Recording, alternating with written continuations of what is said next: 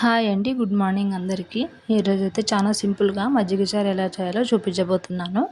ఒక కప్ అయితే వేరుశెనగ గింజలండి, ఒక స్పూన్ జీలకర్ర, ఒకటైతే వెల్లుల్లిపాయ, కొద్దిగా కరివేపాకు, అలాగే 15 పచ్చిమిర్చీలు, కొద్దిగా కొత్తిమీర అండి. ముందుగా అయితే ఒక ప్యాన్ తీసుకొని ఆ ప్యాన్‌లో వేరుశెనగ గింజలైతే వేసి నీట్‌గా వేయించుకోవాలండి. పచ్చి పచ్చిగా కాకుండా నీట్‌గా వేయించుకుంటే మనకి మజ్జిగ చారు అయితే చాలా టేస్టీగా ఉంటుంది. ఇలా వేయించుకోవాలండి నీట్‌గా.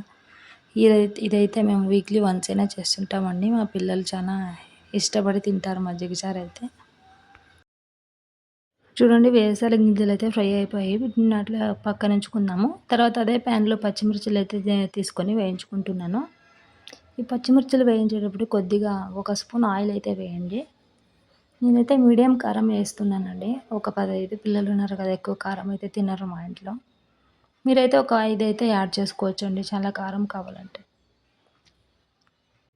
చూడండి, పచ్చిమిర్చిలైతే ఫ్రై అయిపోయినాయి. గ్యాస్ ఆఫ్ చేసుకున్నాను. ఒక స్పూన్ జీలకర్ర అయితే వేసుకోవాలండి.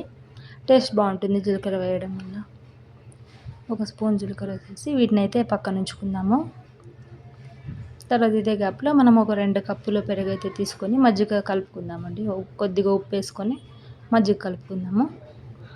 తర్వాత మిక్సీ జార్లో పొట్టు తీసిన వేరుశెనగ గింజలు, తర్వాత పచ్చిమిర్చి, జీలకర్ర వేసుకున్నాము.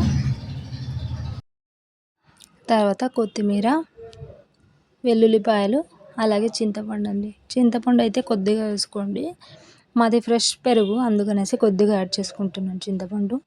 ఇది కొద్దిగా పుల్లగా ఉన్నట్లయితే పెరుగు అయితే చింతపండు అయితే స్కిప్ చేసుకోవచ్చండి, వేయనవసరం లేదు.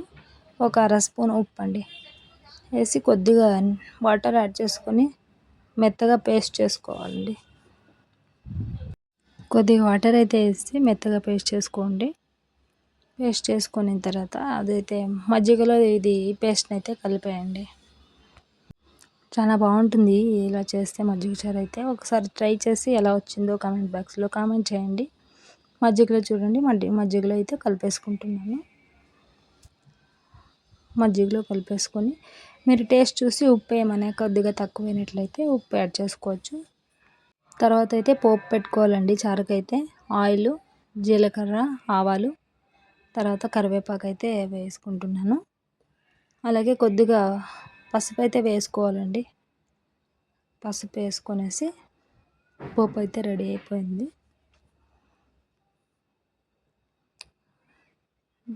చూడండి, ఇలా వేగాక పోపు అయితే రెడీ అయిపోయింది. మజ్జిగలో కలిపేసుకుందామండి. అంతే అండి, మజ్జిగ చారు అయిపోయింది. ఒకసారి ట్రై చేయండి. బాగా వచ్చినట్లయితే కామెంట్ చేయండి, షేర్ చేయండి, సబ్స్క్రైబ్ చేసుకోండి ఫస్ట్ టైం మన ఛానల్ చూస్తున్నట్లయితే. Thank you for watching.